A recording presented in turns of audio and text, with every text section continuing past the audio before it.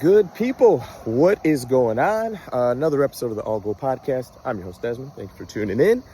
Want to jump in with one thing that I have been hearing and I think is correct.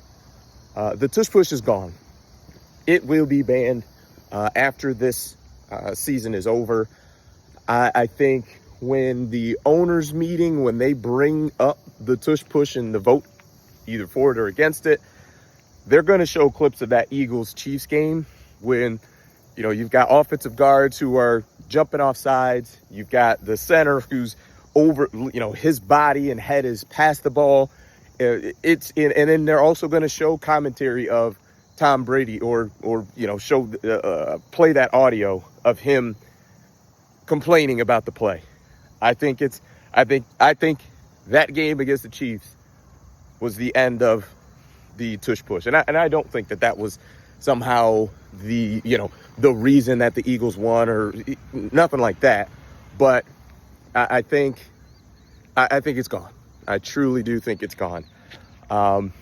Also, want to talk about the Chiefs. A lot of I think people are overreacting because we've seen them be so good in these one-score games and just good in general in the last 7 years. They've been terrific. But people are now kind of overcorrecting and going on way off the reservation with the Chiefs now, and that they're 0-2. And while I do understand it, right, the in general, only 12% of teams that start 0-2 make the playoffs. I believe since the field has expanded to 17 games, since the field we've had 17 games and now 7 teams in the playoffs. I think it's like 5 out of 12. So it's a better percentage, but nonetheless, I get it, right? The odds are against you. But my thing is a couple things. Number one, they played 2 really good football teams. So it's not as if they dropped games to, bad teams that, teams that aren't going to make the playoffs, teams that aren't going to compete for anything. I mean, the Eagles are the defending Super Bowl champions, and the Chargers were a really good team last year, and they just won yesterday on Monday Night Football. They're a 2-0 football team, right? Who knows what the ceiling is for them? It may not be a Super Bowl, but I think we can all agree that they're a good team. So it's not as if they lost to any, scrubs or anything like that. Also, there's not if this were week 5 and 6 and Kansas City was 4-0 and then, call it, so say 4-1, and then they lost these same 2 games in the same fashion, then they would be 4-3. It wouldn't be that big of a deal, is my point. And I think we're just kind of overcorrecting with Kansas City. I don't think they are as dynamic as they have been in the past. There was I think a stretch where in 2021 they were like 3-4 in that stretch of football games. That is also different. Like that, I don't think is a great equivalency because they had Tyreek Hill in that time frame. They had a younger Travis Kelce. They were just different. So I'm not convinced that is the comparison, but I think they will be okay. I think they'll be okay.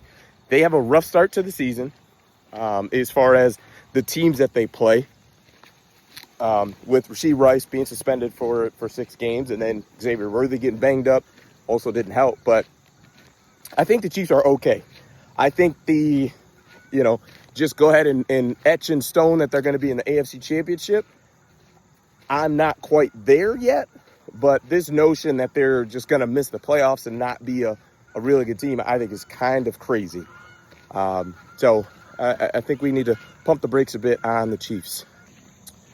Also want to go back to one of my takes with college football, and that is the the number 16 quarterback that everybody has been talking about, and that's Arch Manning. It's not good. It is not good at all. I thought Texas was a team that could compete for the SEC championship and also the national championship.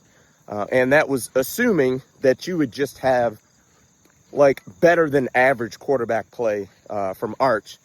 And he does not seem capable of doing that. And in week 1, it was bad. It was bad. I'll just put it that way. No sugarcoating it. It was bad. Week 2, they played, I can't remember who it was, but they played an FCS school. They beat up on them. But even in that game, he threw, I think, 1 or 2 interceptions. And a lot of the Arch defenders came out to defend him and just say, oh, you see, he was terrific in this game. Where's all the haters now? And in my mind, I'm like, I mean, it's not like he was playing, Alabama or, Clemson. Come on, guys. This is an FCS school. I'm not going to discount the players themselves. I'm sure they're terrific athletes, but they're not. This isn't the SEC that he's playing against, right? So it's like, let's relax. Let's pump the brakes.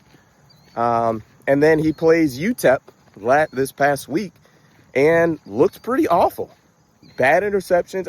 He does not look like he is prepared for, I would say SEC football, but he hasn't played SEC football the last 2 weeks.